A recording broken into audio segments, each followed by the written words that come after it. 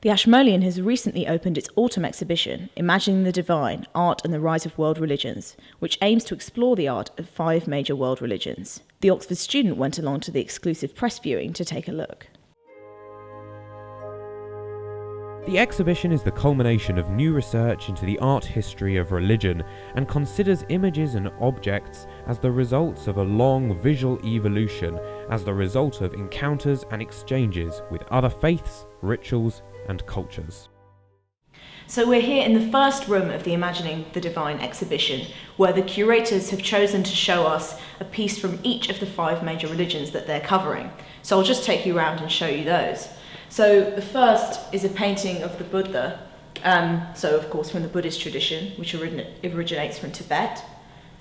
The second, an icon of Christ from Crete, which of course is very traditional in terms of iconography to what we'd be used to. The third is a curtain in the Jewish tradition that would have covered a Torah in a synagogue. The fourth is a drawing of the 10 avatars of the god Vishnu from the Hindu tradition. And finally, we have a Hajj pilgrimage certificate from Islam. And if I just take you back around here to the first of these pieces, the painting of the Buddha here, its history is very interesting in terms of what the curators are trying to get at with this exhibition. Because it's an image of the Buddha that we would be very familiar with in terms of his stance, his dress, and what he's surrounded by. And this image originates from Tibet. However, the iconography we're seeing comes from northwest India. And what this exhibition is trying to do is deconstruct our perceptions of what the divine looks like, because there are many images which later in the exhibition you'll see where the Buddha is not portrayed like this at all. The exhibition is mainly drawn from the collections of the Ashmolean Museum and the British Museum in London. We spoke to the co-curator and professor at the university, Yaz Elsner, about the exhibition's origins and aims.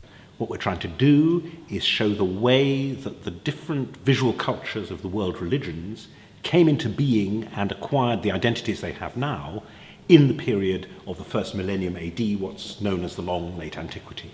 The sense that religion isn't scary, that religion isn't just scriptural, but it's material and experiential. The sense that the multiple religions have much more in common in the ways they create their imagery, in the ways they have dialogues with each other, than today's sort of polarized fantasy world might imply. It is about opening people's minds. One of the exhibition's star pieces is a prayer niche that shows the direct mixing of Buddhism and Islam. Robert Bracey from the British Museum talks us through it. This is a 10th century depiction from northeast India of a Buddhist goddess.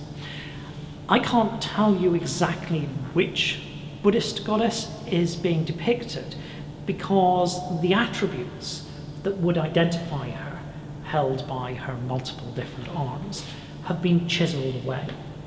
And what's interesting about that is not everything has been chiseled away. The person who's done this understood which attributes were specific, which attributes were general, and they removed those that would allow you to identify the goddess, which give her power. We have some clue as to why they might have done it. If we come round to the other side of the object, we can see a decorative pattern has been engraved. This is a 15th century pattern, and we happen to know in this case that it comes from a mosque. Once the stone had been literally reverted back into just raw material by removing the religious element of the goddess, it was possible to turn it round, redecorate it, and then use it as part of the construction of a new religious building. The exhibition is open until the 18th of February next year and is free to view for all students at the University of Oxford.